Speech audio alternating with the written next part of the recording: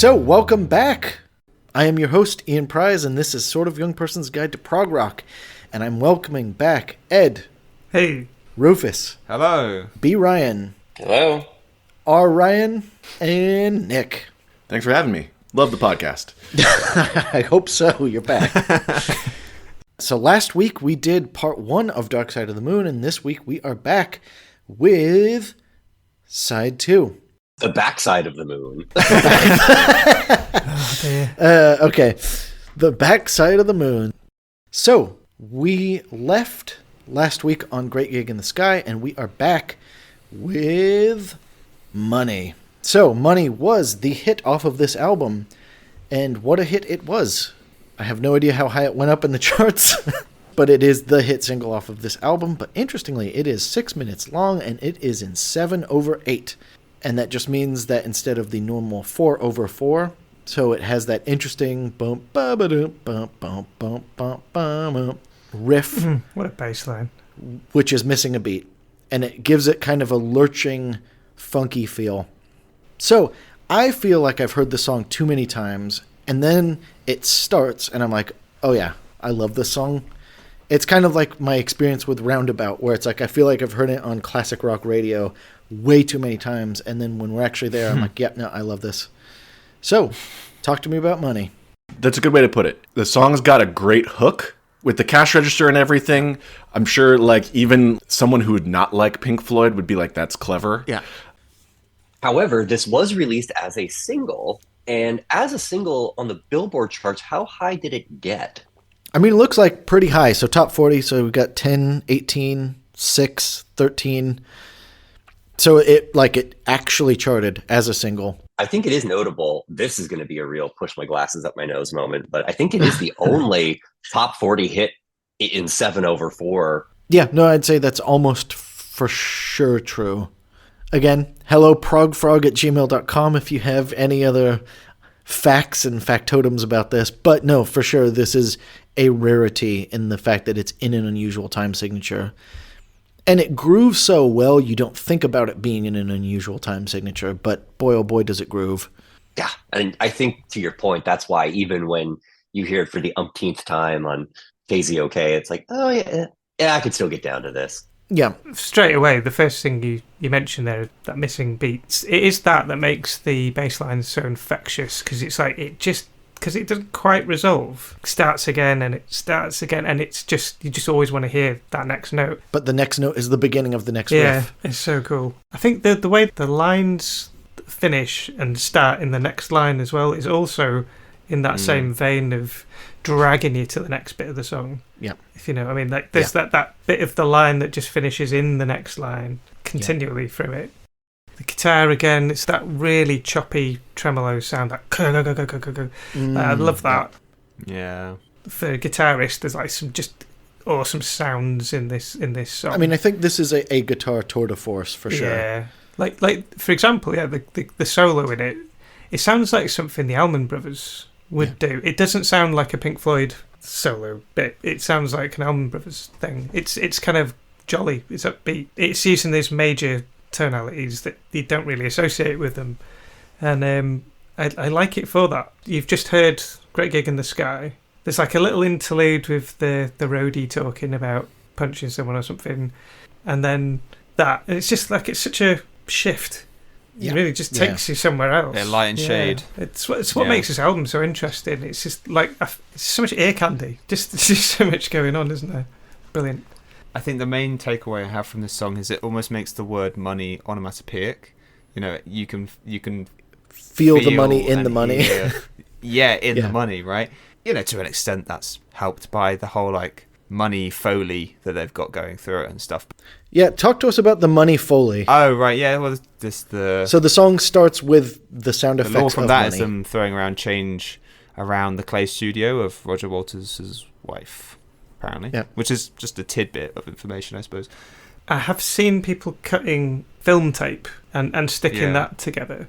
And it's something that takes ages. So I'm assuming you'd have to do it the same way.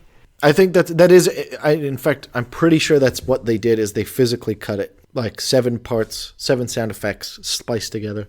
The way that's executed, like, it's crisply tight. You know, they haven't just used 1 or 2 obvious sounds. There's actually about 4 or 5. No, they think they do all 7. So you have 7. Different. Like, or whatever. Yeah. Yeah. But I think, obviously, it tells you what the song's about. Great info. But no, I think the way in which the song is produced and the way in which they approach it rhythmically lends itself to this feeling of a cash drawer being opened and shut constantly, right? The stutter step of the 7/8, the tremolo of the guitar, and even down to the drumming, it all you feel rich, feels lurched, and it feels staccato-y, I guess, is a way of describing it. This, to me, and correct me if I'm wrong, Ian, is really Roger Waters' breakout for his kind of signature songwriting and sound that I think becomes very typical of him later in the career, and if not, entire albums are basically this kind of vibe. But I think this is a good example where it works, because my theory is Roger Waters' lyrics work great when he's not singing. David's singing. Yeah. I think it works a lot better. Interesting. I also think this is the last point in Pink Floyd's history where they can write this song. Yeah.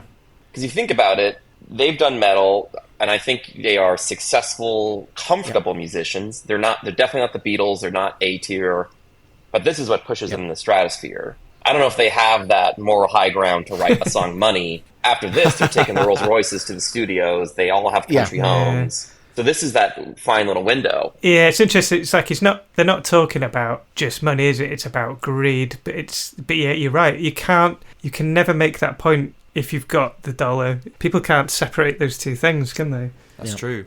Yeah. But obviously the riff makes it a sticky song. But then we come to a 2-part solo. So the first part is the riff plus some saxophone. So we are introduced to Dick Perry, a friend of theirs from Cambridge who played some saxophone, and again, one of these guest musicians that just makes this album. Because I have to say, I already am a fan of the saxophone quite a bit, but again, to what we're talking about as far as bringing in outsiders, boy, does it add something. Yeah. My good, there's some of my favorite parts on the whole album. Yeah. So, listening to this album for the first time, I never questioned, it's like, why is there a saxophone here? Isn't this a rock album? And I think that's a testament to the band and to Dick Perry. Yeah. Because I don't think I've ever heard a saxophone solo over a rock song and been like, yep, thumbs up, like this is normal. Okay. Yeah. But it was so effortless. It felt so right that whoever's call it was to add a saxophone to this song was just like, hey, give yourself like 100,000 pats on the back, because that's a brave choice to make. And a successful choice. Yeah. And they nailed it. You're 100% right. I have never thought about how weird the saxophone is on this, because I think you're right. There could have been a danger of it being like the 80s sexy sax, which really does stand out painfully. But this integrated right in. And I think what's awesome about the saxophone solo is that it's so different from a guitar solo. Yeah. Like, sure, they're playing like the same notes, but the way that you do like the little trills and stuff, like what's impressive on a saxophone for a saxophone player sounds way different than what sounds impressive on a guitar for a guitar player. Because this easily could have just been another guitar solo, but it's not. And I think that's why Money from beginning to end is so good. Yeah. It keeps it interesting. Right. It keeps it interesting, and it adds a new fun element to what's already like a great ensemble that they've already assembled. So I would love to know when the decision was made to add the saxophone, but what a choice. Yeah. Strong, beautiful choice. Mm-hmm. So the breakdown in Money happened because they were just like, well, we should just go into 4/4. So it's been 7/8 this whole time. Let's just go into 4/4 for a sweet little breakdown. So it's this little serendipitous moment. The breakdown is what makes the song for me. It comes in right when it needs it. It's the perfect bridge, if you will, for like the first like 2/3 of the 7/8 to get to the last third of the 7/8 like blues part, quote unquote. But going to 4/4 for David Gilmour's rockin' guitar, this is when the rock and roll of Pink Floyd really comes out. Well, I was about to say that. I was going to say they're hearkening back to what they originally loved so much, and it's one of those moments where like they allow themselves to have a little bit of fun again. Just let their hair down just a little bit, and Dave makes great use of that. He goes absolutely nuts. Yes, oh yes, he does. From like being a bassist, occasional bassist myself, I just love playing this part.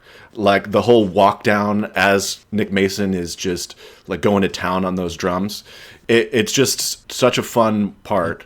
And I don't know if Pink Floyd ever attempts anything like this again. I know they do it in Shine On You Crazy Diamond. They change. Yeah. And in Dogs, I know they go from 4/4 to 3/4. I mean, I think also this is a real succinct song. This is 7 minutes, not 15 or whatever, 18 minutes? Yeah. 17 minutes? It's funny that you say that. You can only say a 7-minute song is succinct if you're on a podcast. Yeah. A succinct hot single in a easy breezy 7 minutes with a 3-minute solo. Yeah. Well, okay, I'm going to be a little brave here and try to talk about the composition of music, which is not my strong suit. We're here to support you, Brian. Correct me if I'm wrong, but having a heavy sax, which I go to very jazzy, but then going to more of the blues rock, it is a very ambitious combination of the two styles. And we've talked about in this podcast before about prog rock being that transition to more jazz-based rock. But it's done really well because as if you've listened to our episodes on like King Crimson, when things get too jazzy, I tune out. But this saxophone kicks. But I think in general, if you said there's a saxophone in this prog rock song, I'm going to be real nervous. But obviously this is one of the all-time greats. I think it's because of the blues element that it works. Yeah. It's like the saxophone has that because you can bend notes up and, you know, that's something that works well with the more blues guitar thing. And, you know, blues is synonymous with saxophone. You know, it was a big element of big band stuff in the 60s. So, yeah, it brings those two worlds together in a nice way, and that's probably why it works so well. And when you look at the pedigree of the stuff they were listening to and into as they were learning, they were really into the blues. And you can see there's a great love for that, and it comes up again in this album. I think having that is what makes them a little bit different to other prog bands. You know, a lot of other prog bands really distance themselves from rhythm and blues. I mean, I think this is, to both your points, I think this is why this album retained its commercial and critical appeal, or I guess popular appeal, because I think they're using things that we've heard before. So they use the blues standard kind of 12-bar blues effect, and they make it a little bit more interesting. They're progging up normal songs. You know, I think in this same period, Emerson, Lake and Palmer and King Crimson are going off a deep end of classicalism and jazz, whereas I think Pink Floyd are retaining that blues pedigree, but just making it a little bit more interesting. You know, and one of the interesting things about blues is that, you know, if you say you're first learning to play guitar, you might learn a 12-bar blues and it sounds like a really simple thing. You'll go off and learn loads of complicated things, and then you may come back to the blues later on and you realise that it enables you to do really interesting things musically. Like you can layer a major and a minor on top of each other, which you can't do in other styles. You can't do in classical music, and it actually opens up things that you never would have thought of. You can break typical rules, and it's like it actually is. Surely that is as back progressive as you can be. You know, it allows you to put folks on the road where you least expect them. You know. And I always think it surprises me that it doesn't get used more. Yeah. But there we go. There we are. Do you think they noticed, because in 1973, do you think they realized that prog rock was a movement and they were sort of joining powers with the bands that were in the same sort of sphere? Or were they just doing things their way and they just happened to align with a bunch of these other musicians? So the interesting thing about prog rock, and I guess I realize this in a more general sense, your actual experience as a musician is you're in a studio, then you're on tour, then you're in a stadium, then you're back on tour, then you're back in a studio. And I don't think at any point, like, you probably miss pop culture in a more general sense. You know, especially in the 70s. Obviously, you might have heard stuff on the radio and, you know, maybe ELP listened to Jethro Tull's last song or whatever it was. But it was like for all of these bands, you know, was Pink Floyd listening to the last Yes release? You know, this is before That's a good point. Before streaming. This is before you just had it on the tape deck in the tour bus. I mean, I'm sure you're aware of it. And obviously they did know each other. In all my years of prog rock love, I've never heard Yes talk about Pink Floyd or Pink Floyd talk about Jethro Tull or whatever. Like, I'm not sure how much they are an integrated genre. And obviously, rewinding all the way to 1968, they are all just a bunch of Beatles-inspired kids. And I'm sure in the London club scene, they probably met each other, maybe played on sets together, you know, whatever. Yeah. And definitely I know that they are aware of each other. Yeah, I just don't think there's ever a council assembled where they just say, we're all prog rock. Yeah, without going too out of the song Money, but on this topic, yeah, I guess artists rarely compare themselves to the contemporaries, and I was very deliberate about using the word artist because I don't know how entertainers compare each other. But as an artist, you want to see yourself as an individual and separate. Yeah, that's interesting, yeah. So, this song ends with the voices. So Dark Side of the Moon, as I'm sure you have all remembered, has these interviews that are interspersed throughout the songs. And again, we've been saying this about pretty much every element of Dark Side of the Moon. This is what makes the album. So Roger Waters wanted to ask people a bunch of random interview questions, record their answers, and just chuck them into the songs. So he interviewed people in Abbey Road. He interviewed Paul and Linda McCartney, the Wings, who were recording in the studio next to them, but he said that they were basically too used to being interviewed, so they didn't give interesting interviews. But you get all of the stuff. So Jerry O'Driscoll, the There Is No Dark Side of the Moon, really. In fact, it's all dark guy. You know, you get I Punched Him in the Face. Like, you get all of these, like, weird little snippets, and it's like hearing voices in a good way. I mean, they're the thing that make Dark Side Dark Side. Yeah. It's such a fun idea, but it's one of those things you could only ever do once, and you could never copy this idea either. But, well, you already said it, Ian. It's what makes it, and it brings out a lot of those themes. And I don't know if those like tapes exist somewhere, but I'd kill to actually hear exactly what was said in terms of back and forth. If they're buried somewhere in Abbey Road or Alan Parsons' flat or, you know, garage somewhere. It's the one where he's talking to the roadie, like, you know, he's talking about getting in a fight or something on a drunken night out. It's just, I'd love to hear that story. Because all of the voices that get inserted in Dark Side, it also feels very conversational. Like these are just normal people talking about pretty mundane stuff. Yeah, you feel like they're just hanging out while Dark Side's being recorded. Which, to be a fly on the wall during those parts. I mean, again, I'm sure there were 18-hour days. And watching Alan move the EQ up and down like, one by one.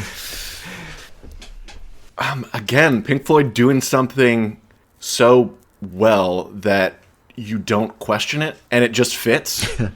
There's definitely not actually a theme to them, but they feel like there's a thematic quality. Like they are just random phrases, but there feels like there's something deeper there, but there isn't. And this is the craziness of Dark Side of the Moon.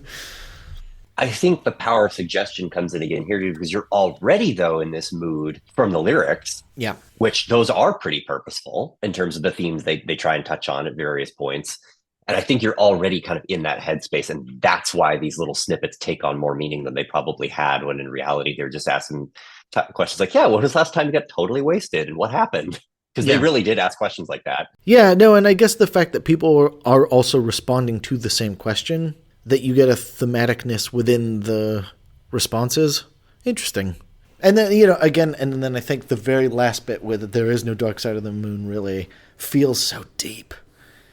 And as you can hear him, you can see millions of college freshmen hanging up the poster. Wouldn't it be depressing if this all was just like a marketing thing to sell the poster? Yeah. It's just like, oh crap, we've got this really amazing poster. We need to come up with an album. Pronto, guys. Inspiring. Oh boy. So we transition smoothly and effortlessly into Us and Them. So Us and Them was a Rick Wright song that he had written for one of their previous attempts at a movie soundtrack. So they had done 2 movie soundtracks at this point, and the band didn't end up using it. And when they were coming up with new songs for what would become Dark Side of the Moon, Rick Wright dusted this off, this very beautiful chord progression. Roger Waters added these lyrics, and there you have it, Us and Them. So continuing on from Nick's theme about the second half of the album, which is the modern stresses of life, Us and Them is obviously probably one of the best distillations of the concept of us and them. So it's about war, it's about prejudice, it's about turning a blind eye, it's about all of that stuff, and it's probably some of Roger Waters' best lyrics, and certainly some of Rick Wright's best piano work and compositional work. Yeah, this is my favorite song on the album. I think this is as good as Roger ever gets. You don't really get to see Rick Wright really shine, which is sad, because he's so good here. It's so smooth, it's so nice, and I wish there was more of this, actually. It's kind of sad that this is sort of it for him in a lot of ways. I think he'll do the beginning of Shine On You Crazy Diamond, and then that's all we ever get of Rick Wright. Yeah. Again, for the rest of Pink Floyd, really. And, I think that was another thing that this album... Again, another thing that makes this album amazing. They use all of their band members perfectly. So obviously they've used the outside people perfectly. And actually, this is true for every band at the height of their power. So when you think of, like, Led Zeppelin, you actually think of all 4 being good at what they were doing. You think of Yes, circa Fragile, as being all really good at what they were doing. And then Dark Side of the Moon, you can hear Nick Mason's tasteful use of drums, but they're still fun. Obviously, Rogers' lyrics, David's guitar, and then Rick Wright's keyboard work. And they've used everyone perfectly. 100%. And while I think they do that to a fair extent on Wish You Were Here, maybe the spice is even a little bit better distributed here, I suppose. I mean, I think Wish You Were Here, they parachute in Rick just enough. I feel like Rick's still part of the tapestry for this album. The song itself, take the meaning of the song away, the dynamics are massive. This gentle sound and then the big lift. And it happens again in some of the other songs. I was like, what is it that generates that level of massiveness in the dynamics? And I noticed there's always the big piano chord that's got like it's like a grand piano sound that's got 10 fingers hitting the keyboard at once. Yeah. And it reminded me of Day in the Life. They've got this big section where the orchestra's coming all the way up and they get to the end, and when they were recording it, it was like a bit of a letdown because the last note was kind of fizzled out. So they just all recorded themselves hitting a piano each. One big E chord. Yeah.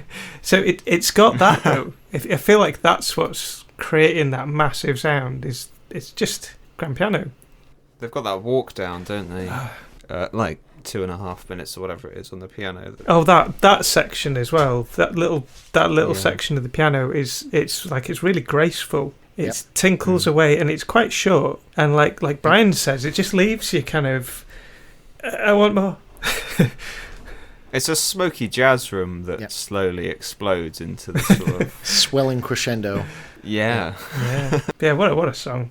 For me, that's the best thing they do. So this song, as with the rest of this album, has my favorite production trick, and this is the 1-1-1 mixing. I'm sure there's a technical name for it. At the beginning, he fades in on an organ right down the middle. And actually, it's funny, the organ fades to the side, and we come back to Alan Parsons' favorite trick, which is one thing on one side, one thing on another side, and some sort of paddy thing down the middle. Right. And he always keeps that going on throughout the whole album, but it gives it this clarity. And I think because I feel like they must have known that that's what was happening. Like, as in the band is clued into that's how he's recording it.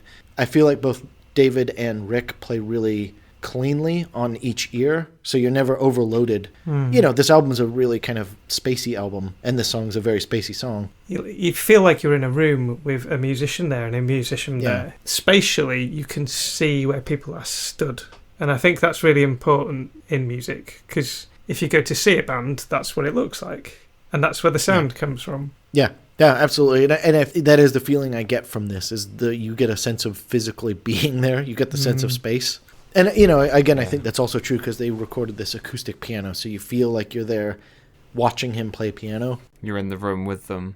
I was going to say with the 111, I think it works well with this music as well, because it's just this warm band, right, from left to right. It's not like a bunch of shit going on all the time.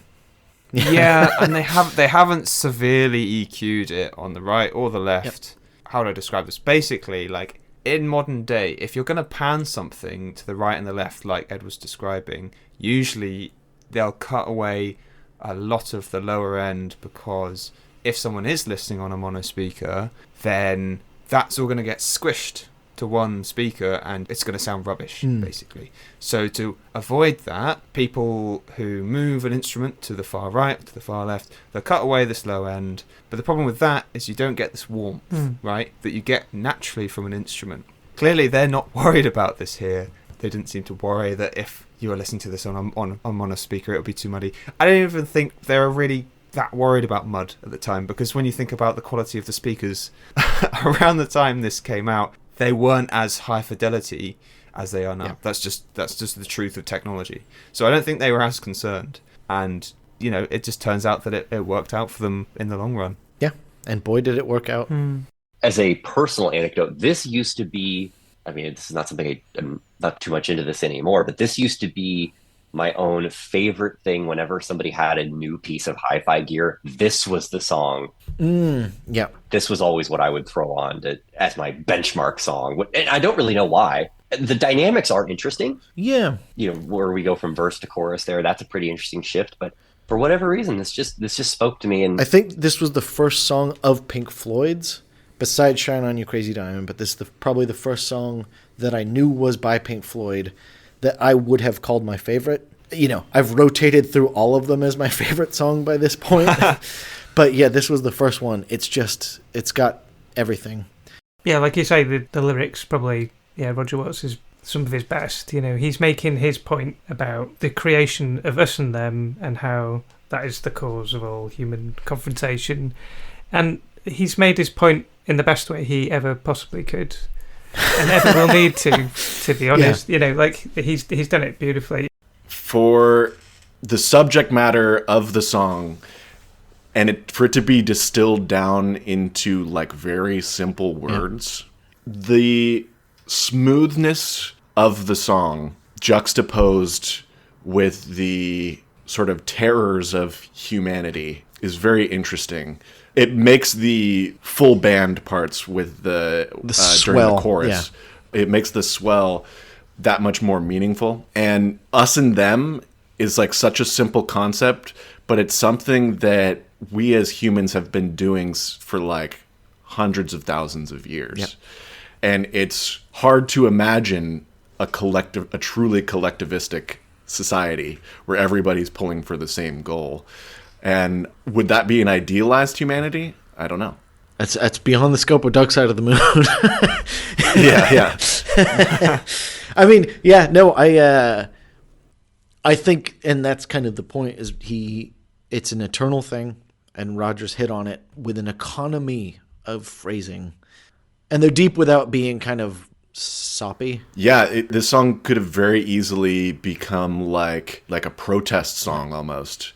And in its core, I think it is, but it's not CCR, you know, running through the jungle. You know, it's like, this is about all wars, all prejudices, conflict, and stuff. Yeah. All prejudices. Yeah. He touches on something that's like a classic theme here. It's not in his typical overwrought fashion nowadays, and especially after this, he's so bombastic, and it just beats you over the head with whatever message he's trying to get across. But are they the best? Again, when you say that, I'm trying to think of a counterexample or think, oh no, I still like these ones better. But I think he's clearly dealing with stuff. Okay. He's clearly dealing with stuff that's outside of being in a band. And I think a lot of what everyone else is writing about is, it's their life, isn't it? It's like being on tour. Wine, women, and song is the classic phrase. Yeah, like I think he's just been through some stuff at this point. I think the stuff that happened with Sid, it always comes up. Yeah. He's obviously traumatized by that, and I think that's just opened him up to like worrying about otherworldly matters, and he's always thinking of stuff outside of him and the band. And I think it's just, for a young man as well, it's not the norm, is it? And I think that's why he stands out as a little bit different, and his songs become different for that reason. I mean, I get the sense that he was a thinky kid, but I do think it's very obvious he's singing about things, in a way that Emerson, Lake and Palmer and Yes were never able to. Roger is engaging with the real world. Actually, you nailed it there, Ian. I think it's the approachability of some of the songs. Whereas during this journey of this podcast, I have learned there are multiple Yes songs about the Vietnam War that I have no idea. So I guess, not to be so simplistic, but it's more just on the nose. Like, I know what he's talking about. So referring back to the two sides of the album and sort of how I feel. Yeah, life, death, and everything in between. Yep. Right. And then this side is what it's like to live, because you've got your money, you got the things, the stresses of modern life in the world that populate the world. That's what this side sort of represents to me. And so this is what it's like to live side. So that will be us and us. So we will see you next time for part 3 of Dark Side of the Moon. So good, it needs a part 3. It needed a part 3. So we'll see you next time. Adios. Adios. I have been your host, Ian Prize, and this has been a sort of young person's guide to prog rock.